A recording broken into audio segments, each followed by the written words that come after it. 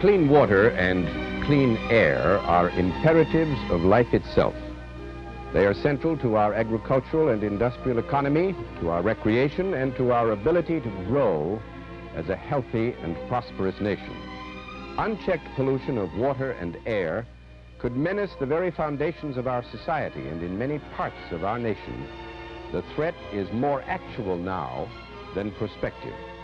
More pressures to pollute will intensify as our population moves toward the 200 million mark and our country penetrates deeper into what is in effect a second industrial revolution. Your magnificent Pacific Northwest is one of the most fortunate regions in the entire land in terms of the abundance and quality of its air, its water, and its other natural resources. In the past, other areas in our country have enjoyed this eminence with you and lost it because their development was achieved without regard to the spread of pollution. There are 47,000 miles of streams and 2,500 lakes in Oregon. We often hear it referred to as the air-conditioned state. Well, it is indeed a paradise, as I saw for myself when I attended the Isaac Walton League of America convention in Portland. Never, never take your abundance for granted. Remember, where there is only so much water, the supply is never changing. Yet, in a few years, our freshwater needs will have doubled to the unbelievable figure of 600 billion gallons a day. A week's ration at that rate would be enough water to submerge the city of Portland to a depth of 437 feet. You in Oregon have a rich abundance of clean air and clean water. They were cleaner in the old days than they are now, and there are those who have described your Willamette as the dirtiest major river in the Pacific Northwest.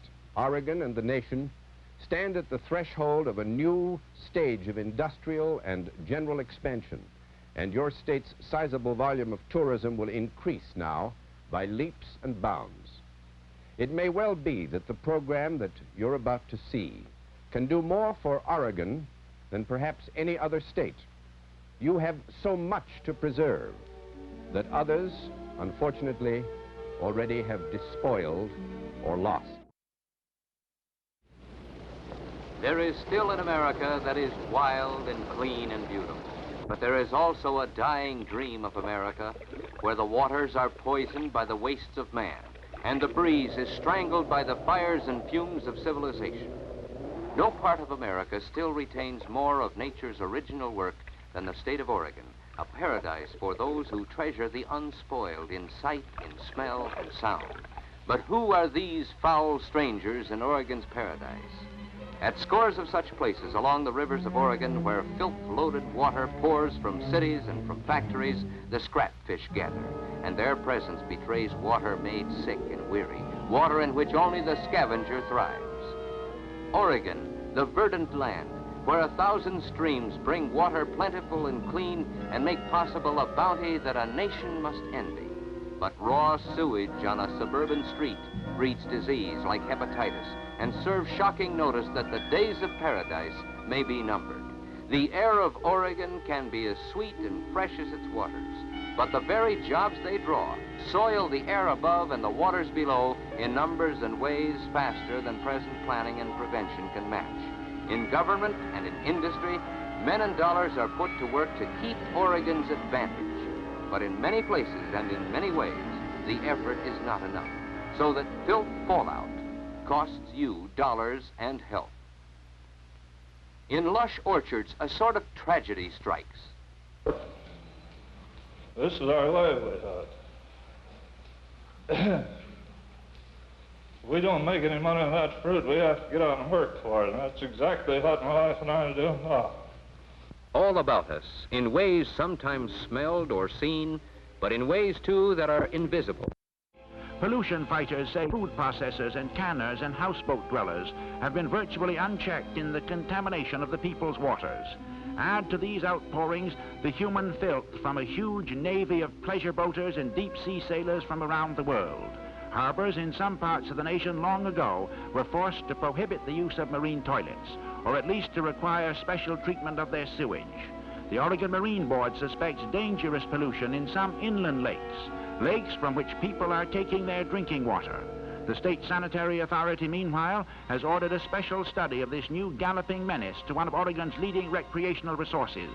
The authority is looking ahead, perhaps 10 years, when Oregon's fleet of 50,000 pleasure boats is expected to multiply to 150,000.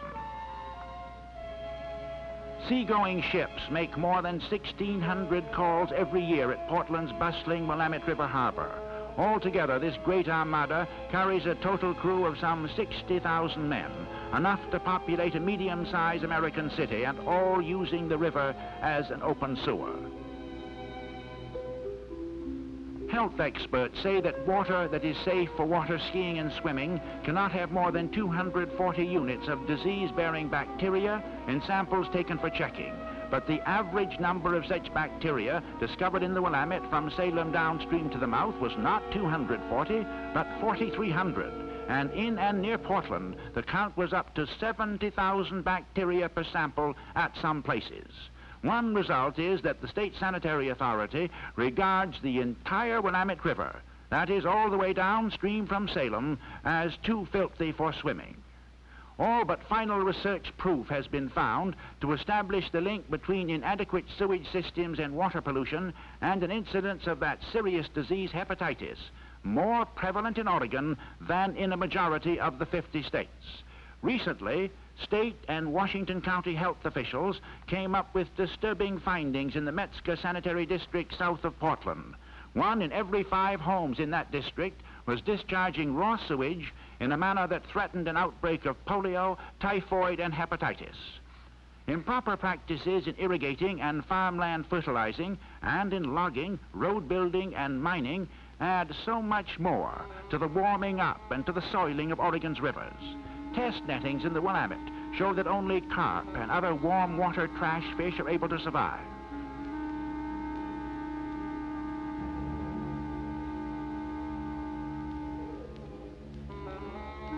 And at times, even these scavengers perish for a lack of oxygen. There is scarcely a season when commercial fishermen's nets do not sometime become weighted with the thick, foul slime created by bacterial action in waste-loaded waters.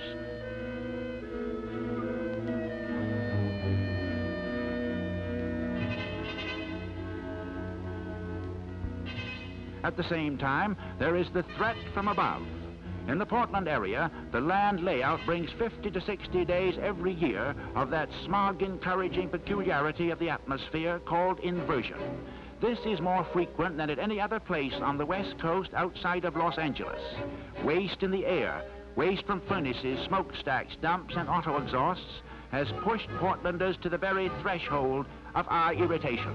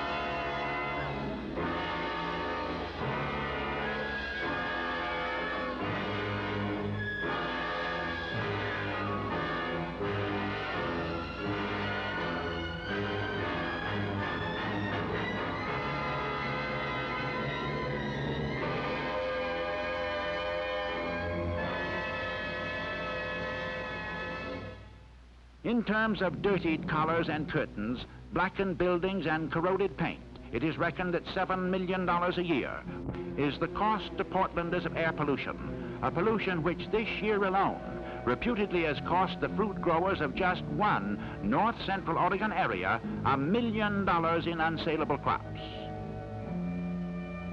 It is not that Oregon has been indifferent, quite to the contrary. Oregon has been in the forefront among the states in the campaign for pollution control. Among Oregon state sanitary personnel are such nationally known experts as Secretary Curtis Everts, Jr. of the State Sanitary Authority. It was a giant step forward for its time when Oregon created its State Sanitary Authority in 1939 to control water pollution. It was an even greater step when Oregon enacted the first statewide air pollution control law in the nation in 1951. Our pollution laws are as effective in their application as those of any other state. But new pollution problems caused by urban growth and new industrial processes occur faster than our staff can keep up with them. Look at just one aspect of the problem and you perceive what a catalyst the authority has been in changing the old ways for the better. When the agency came into being, only 38 communities in Oregon had even the most fundamental type of sewage treatment plants, and only 11 were set up for second-step treatment of sewage. Now, as a result of state persuasion ranging from mild suggestion to court action, local cooperation has raised the number of communities with primary treatment plants to 72, and those with secondary plants to 128. Even the city of Portland is numbered among the agency's partial conquests, although it took legal action to turn the wreck. All the blame for Portland's slowness to clean up its own filth cannot be placed upon the public official. In 3 decades, Portland voters have been asked to approve 10 tax or bonding measures that might have kept it a jump ahead of its choking sewage problem. Of the 10, the voters defeated 7, approved only 3. Since 1938, the city has spent only $24 million on its sewage disposal system. It needs another $22 million to complete just the capital construction that is urgently required now.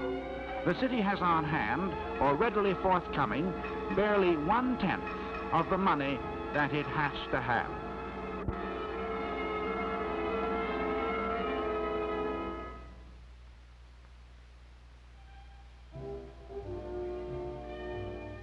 Evidences of the Oregon Sanitary Authority's influence in the pollution battle are to be seen on every hand, at mill sites as well as in municipal improvements. But is this to say that Oregon has repelled the invader, that there no longer exists the danger of pollution in paradise? No, when Governor Sprague handed me the job, I thought it would be maybe a year or 2 or 3. But I find now it's going to be a never-ending job due to its very nature.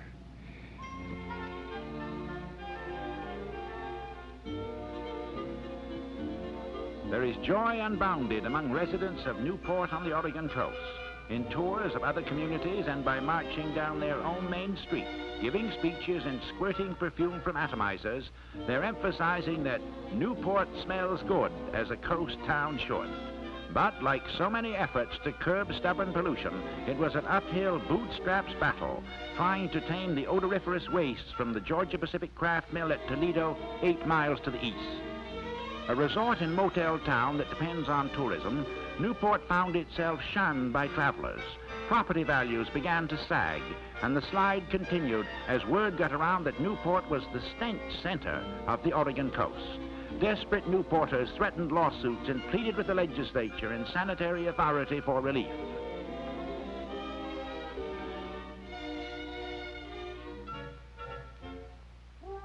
While these pressures encouraged Georgia-Pacific to intensify its efforts to clean up, the waste liquor from the big Toledo mill proved a stubborn enemy. Some of the company's attempts to subdue its rotten egg odor ended in abject failure, but prodded on by the state, Georgia-Pacific spent $2.5 million in 5 years installing equipment to cool, aerate, and even chlorinate the hot liquor before sending it down an 8-mile pipeline to the bright blue waters of the Pacific. Not until this summer, at long last, did the sanitary authority cautiously agree that Georgia-Pacific had largely freed the Newport sea breeze of its stinking cargo.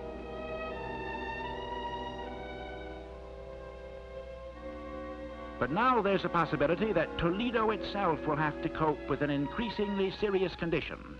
Aeration, which is simply the mixing of oxygen with the mill's waste liquor, seems to have intensified air pollution at Toledo. So Newport's gain in sweeter air may well be Toledo's loss.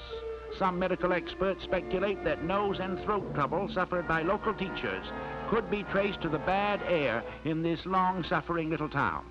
One health official has described the situation in Toledo as a veritable time bomb. While Newport has assailed Georgia Pacific for its air pollution, they themselves have neglected to provide a plant to keep their own raw sewage from the ocean. Two wrongs don't make a right, but those involved in both these cases maintain high costs are a barrier to quick correction. This has been especially true of Georgia Pacific's position. But on the other side of the coin, manager J.O. Juleson of Weyerhaeuser's paper mill at Springfield says money alone comes far from meeting the problem. We have not found the corrective measures we've taken here to be expensive. Of course, you realize the basic mill itself, the original mill, is a very expensive installation. But we have found that by the use of some good common horse sense and developing proper attitudes on the part of the people that work in the mill, that we've come up with these various suggestions which have been very effective, and we feel have done a good job in protecting the air and the water around Springfield. Weyerhaeuser's performance at Springfield seems rooted in a strong desire to live as a good neighbor in the community. Among other steps to suppress pollution, the company has installed oxidation towers that strip toxic compounds from effluents.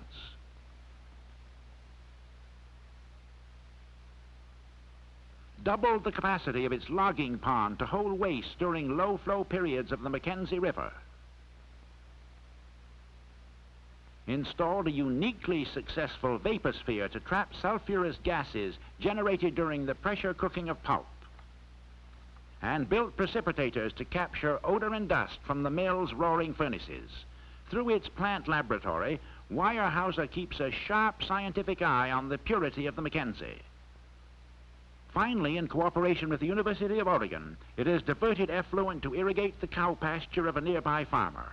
The farmer's grass grows greener and his cows thrive as a direct result of Weyerhaeuser's ingenious search for a practical, economical way to put a major industry burden to some useful purpose. But generally in Oregon, as elsewhere, pollution control fits Harold Wendell's descriptive, awful damned slow work.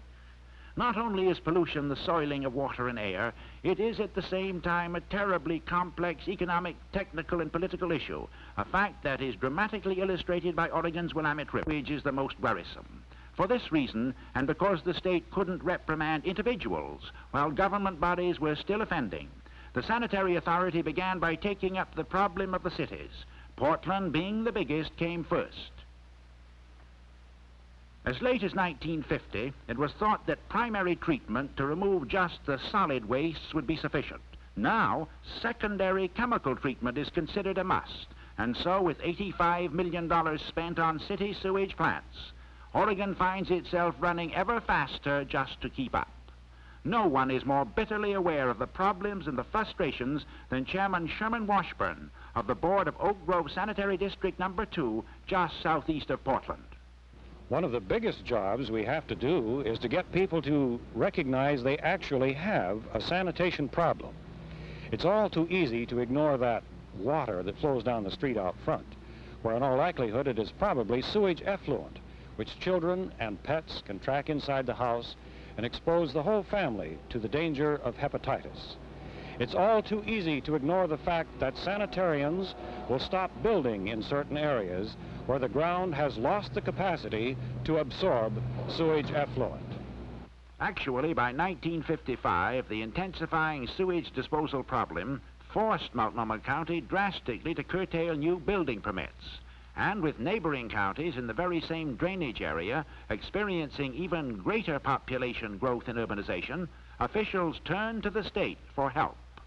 Multnomah County Commissioner M. James Gleason got from the Oregon legislature the go-ahead for a master plan for 3 counties, Multnomah, Clackamas, and Washington, which comprise the Portland metropolitan area.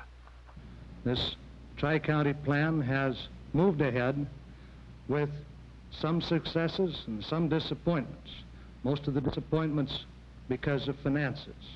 This is a problem that we must work on to improve the finances and improve the coverage. This is a plan that is designed to work by contract, as between all the various political subdivisions to provide sanitary control over our entire drainage area through a single plant with the minimum of pumping and a minimum of expense. If this plan of contracts does not work, we will then have to take a look at a metropolitan plan such as Metro of Seattle. Indeed, the Seattle area's metro plan has come to grips with an equally dire pollution situation, thanks to community cooperation, here summarized by Metro Executive Director Harold Miller. Like many of our major population centers, the Seattle area has been trying to cope with a rising problem of pollution. By 1955, the citizens of the area recognized that the problem was just about out of hand, and that the 11 cities and 18 SIR districts of the area acting independently could not resolve the problem. As a result, in 1958, the voters of the area held an election and created the municipality of Metropolitan Seattle, or Metro, which since that time has been engaged in the design and the beginning of construction of a 10-year, $135 million program which will solve the pollution problems on a permanent basis. The Oregon legislature has set up an interim committee on local government to see how the Metro plan can be applied in Oregon. But one of these lawmakers from Portland says he dares not favor a Metro plan similar to Seattle's for his Portland constituency. He fears retaliation from the extreme political right wing, which wildly identifies Seattle Metro with some communist plot. Committee Executive Secretary Dick Kennedy of Eugene has become, nevertheless, a round-the-clock campaigner against piecemeal local planning. Oregon's urban areas are plagued with too many governments. In the Portland area alone, we find some 360 independent taxing units. The administrative costs of these districts are extremely high. The efforts to reorganize are generally met with either apathy or hostility. Portlanders use 52 1/3 millions of gallons of water per day. This figure is a clue to the truly massive proportions of the water pollution headache in the cities and suburbia of Oregon. Industry's problem is illustrated by the fact that the water intake of just one Oregon pulp and paper mill nearly equals that of Portland's 400,000 residents. Crown Zellerbach's plant at West Lynn requires some 45 million gallons per day. Pacific Northwest pulp and paper operations create nearly 1.5 billion pounds of pollutants annually, enough unpleasant matter to cover a square city block to the height of a 54-story building. These wastes, only a small part of which can be turned into useful products, have a daily oxygen demand of more than 2,500,000 pounds. That is enough oxygen to sustain the breathing of more than 14 million persons. Part of these wastes are concentrated and burned, but most of them are diluted and dispersed in the rivers and streams, making the pulp and paper industry the largest contributor of organic wastes to the water of Oregon. Where these wastes are not treated in a safe manner, the effluent becomes an oxygen-gulping, slime-making scourge. It destroys fish life. It fouls fishing gear and fishing boats. Sometimes it churns at river's bottom, forming into rafts that rise to the surface as sluggish, foul-smelling masses of filth. There is one truth in this pollution business. The untreated wastes have to go somewhere. If not in the water, then into the air. And so we're confronted with air pollution. One source is the aluminum operations crowded close to the Columbia River to avail themselves of the abundance of cheap hydropower. The Harvey plant at the Dalles borders on cherry and peach orchards and poses the question of whether metals production and fruit growing can coexist in the same area.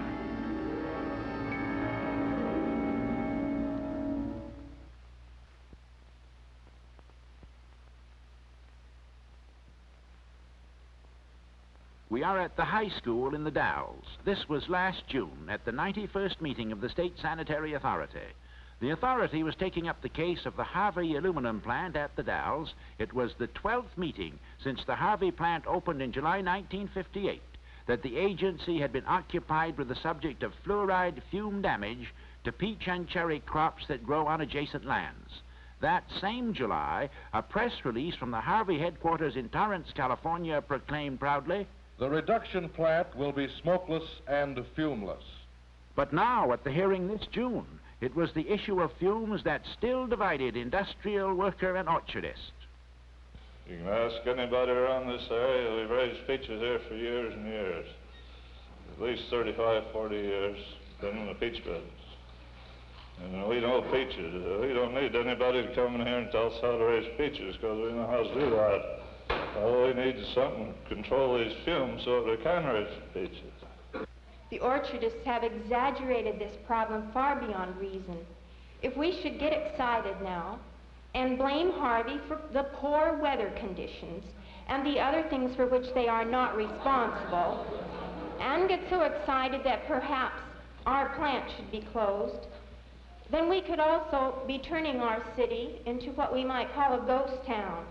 Well, as we need in all of these areas is more research. This is something that we've been arguing for a good many years.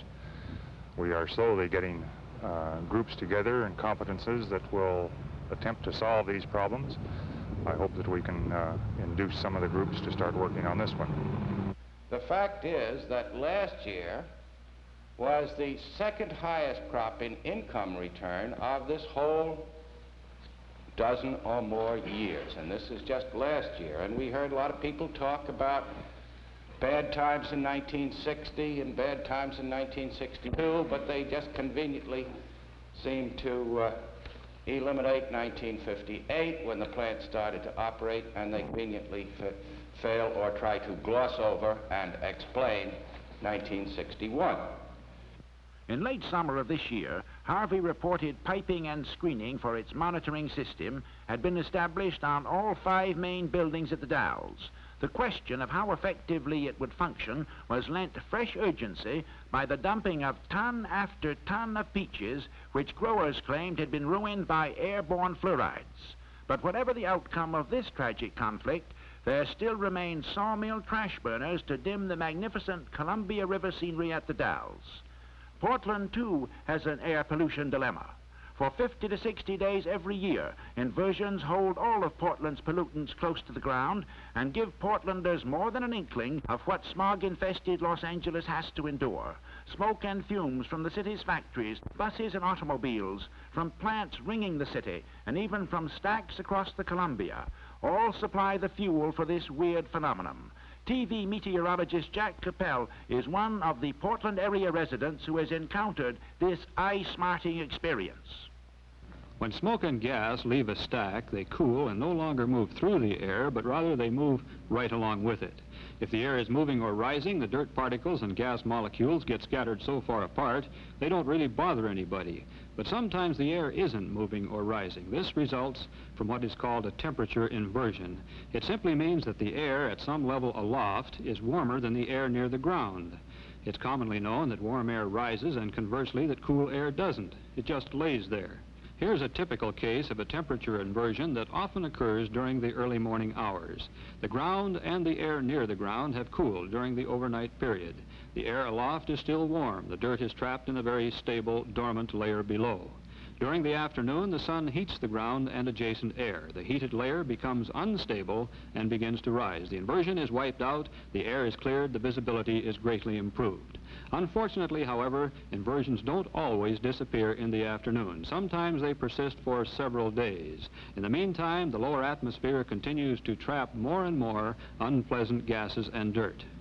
Then on some mornings when the city should sparkle in the sun, guarded by the keen silver cone of Mount Hood, Portland is shrouded as if by the murk of some filthy twilight in a shadow world. In the Willamette Valley at Albany, motorists on Highway 99 often are assailed by billows of offensive smoke from the pulp plant of Western Kraft Company. The process here is another that puts unrecovered waste either in the water or in the air. This plant is doing a little of one and obviously a whole lot of the other. Western Kraft spokesmen say their plant has committed $250,000 to pollution research and equipment. The entire pulp and paper industry contributes to research by universities and the National Council for Stream Improvement, and some of the larger companies maintain their own research laboratories. Early in 1956, Crown Zellerbach's mill at Camas assigned its laboratory to a cooperative effort to starve the brown goop it was discharging into the Columbia, much to the distress of Oregon and Washington bathers, boaters, and fishermen.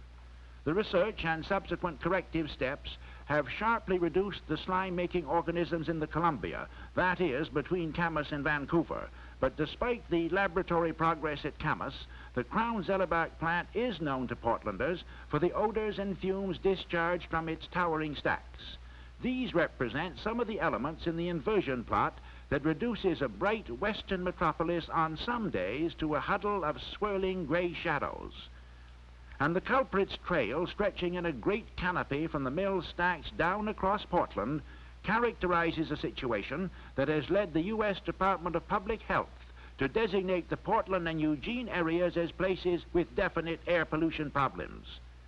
The Camas Mill's $750 million liquid waste disposal system features a 48-acre lagoon at Lady Island.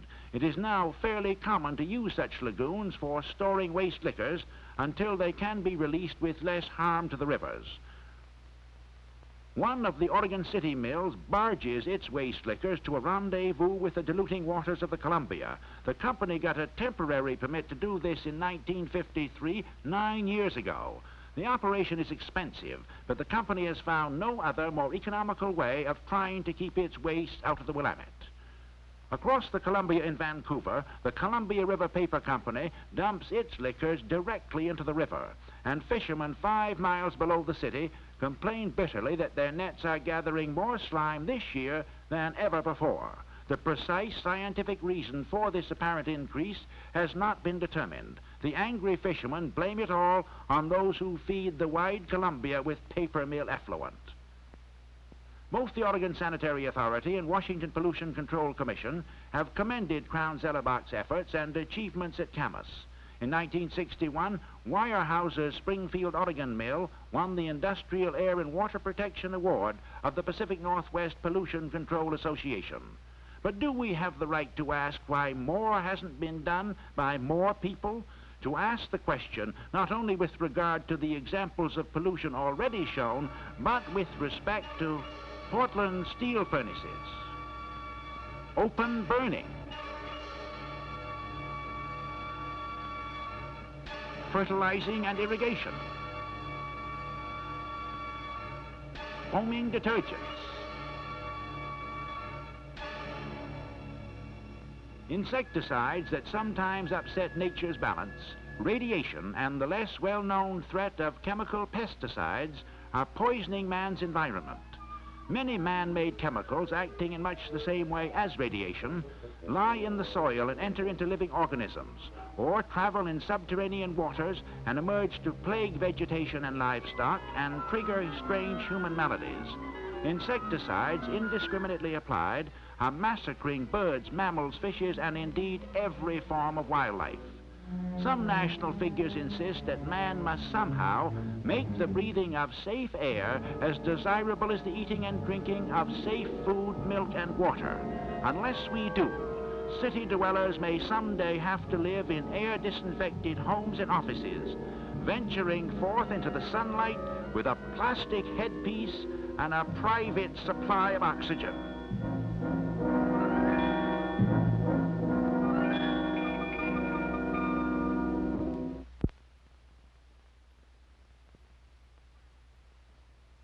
Who grants the privilege of polluting air and water? Executive Secretary Don Lane of the Oregon Water Resources Board often has pondered this question. No one has an inherent right to pollute. Meeting of the pollution challenges by industry is properly and justifiably a cost of doing business. A spokesman for the Northwest's pulp and paper industry, Vinton W. Bacon of Tacoma, is convinced that the lion and lamb can lie down together profitably and comfortably. It isn't a matter as to whether the lion and lamb can lie down together peacefully and profitably. In the Northwest, they are coexisting that way.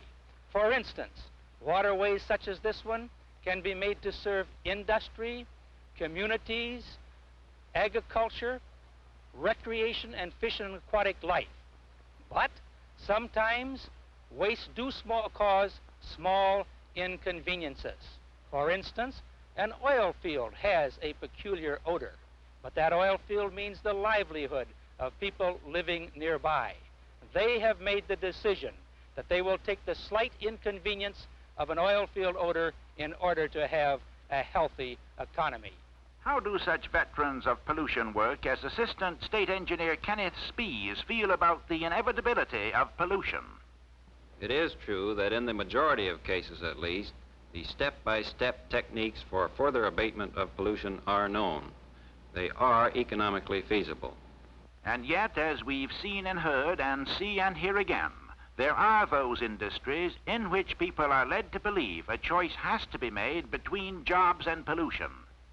That the economy of the Dells depends on harvest. Who brings home the bread and butter but those guys that are working out there? With a little cooperation between the fruit growers and harvest, there would be better feeling among all of us. No one in Oregon is more keenly aware of the state's imperative need for new payrolls than Gerald Frank, chairman of the Advisory Committee to the State Department of Planning and Development. One of the major advantages we have in selling the industrial development program of the state of Oregon is good livability. People like to live and work in our state. During the decade of the 60s, 180,000 new jobs must be created in our state. This can be done, I'm sure, without opening up the floodgates of air and stream pollution. Do such pollution experts as Oregon Sanitary Authority Chairman Harold Wendell think this possible? In the 23 years of the work of the Sanitary Authority, there hasn't been one instance where a plant has been closed down or where a plant has refused to come into Oregon because of the laws of the state. You must remember there's always a conflict of interest. For example, in Newport, it's between the paper mill there and the motel operators. In the Dalles, it's between the fruit growers and the aluminum plant.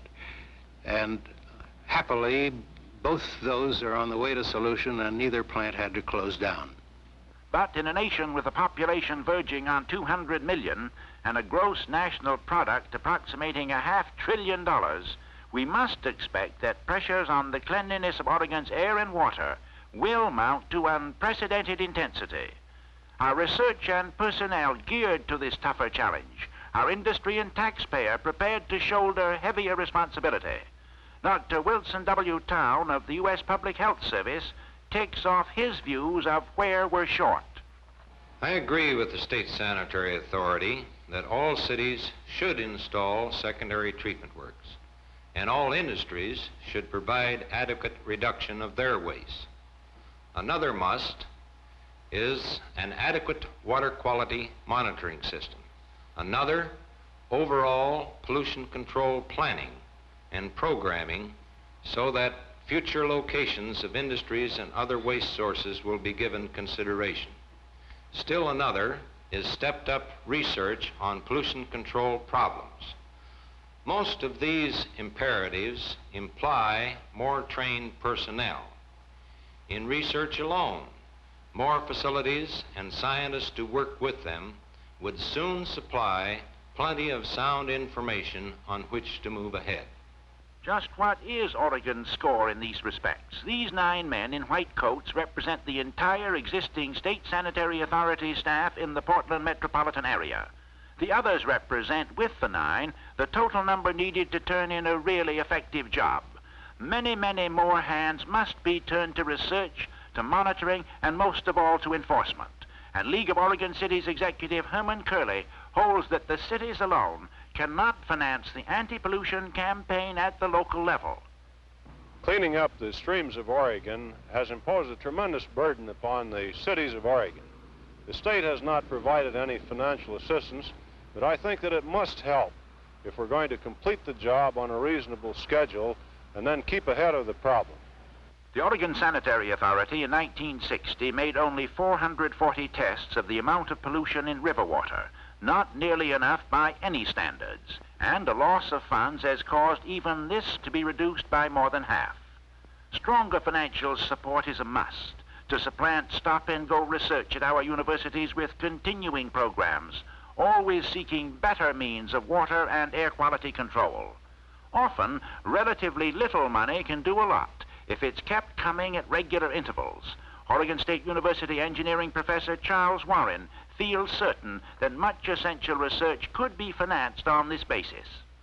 Research at this laboratory is directed toward increasing understanding of how man may utilize his waters for agricultural, domestic, and industrial uses, and at the same time maintain important commercial and recreational fisheries. This is not a very large laboratory, and yet at the same time it represents a significant portion of the research of its kind going on in the country. What is necessary are more laboratories of this sort with a broad-based research program that will lead to the ultimate solution of some of these problems, making it possible for us to utilize our waters for their many productive purposes. Knowledge worth millions in the war against pollution apparently can be had for just a few cents on each dollar of realized value. But how difficult it is sometimes to get research money when it's most needed was demonstrated at the 1961 Oregon legislature. Senator Ben Musa of the Dalles well remembers his losing campaign for a $90,000 appropriation for Oregon State University research into the effect of airborne fluorides on sweet cherries.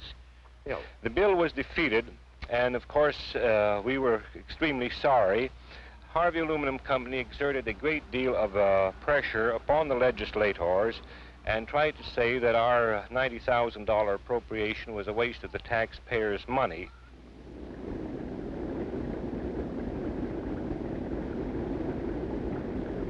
Even before the coming of man, there was pollution of our air and water. Some pollution is inescapable, especially in a society such as ours, whose commercial and domestic demands on water and air constantly accelerate. Thus, some water, for example, must be employed for diluting pollution. But how much and what priority should be given this use are central to a great debate on which the shape of this region and this nation's future could well hang. Vint Bacon's position typifies that of concerned industry. Waste dilution and dispersion is one of the legitimate and beneficial uses of waterways. In some areas, under some conditions, the most important use. Dilution may be the only solution in some of the heavily populated areas of the East and Middle West. We in the Northwest will be in the same predicament if we give a vested right to any person to pollute the waters of our state. We feel that our waters are too valuable to be used for pollution abatement, that they must be reserved and utilized for higher priority purposes. A debate in which every citizen has a stake. But what of Don Lane's contention that Oregon should never give polluters a vested right in our waters? Oregon Attorney General Robert Thornton shares the conviction that Oregon's pollution laws lack teeth. I think that it would be very possible to put a little more teeth into the enforcement side of this, particularly as it affects cities. Because in this way, you see, if a city doesn't vote for the bond issue necessary to put in the facilities for the treatment of sewage, then theoretically at least, there's nothing that you can do to actually compel it. I think there should be some procedure where the court, after deciding the merits of the issue, could give a mandatory order to the city or the industrial facility to compel them to do this. And our final witness, Oregon's Governor Mark Hatfield, believes that this line against pollution must not only be held, but indeed must be pushed forward. Water is our most important natural resource. I don't believe that any user of water has a right to pollute it. In fact, every user ought to return the water as free from waste materials as possible. We have laws in this state to protect the public's health and economy in the matter of anti-pollution. But these laws must have the full support of the citizens of this state. The last session of the Oregon legislature strengthened these laws against some opposition to weaken them. But we now have strong anti-pollution laws to help protect our water rights and our water users. I invite all who are interested in maintaining playgrounds and payrolls in this state, with our most important asset, our water, to join in the enforcement of anti-pollution.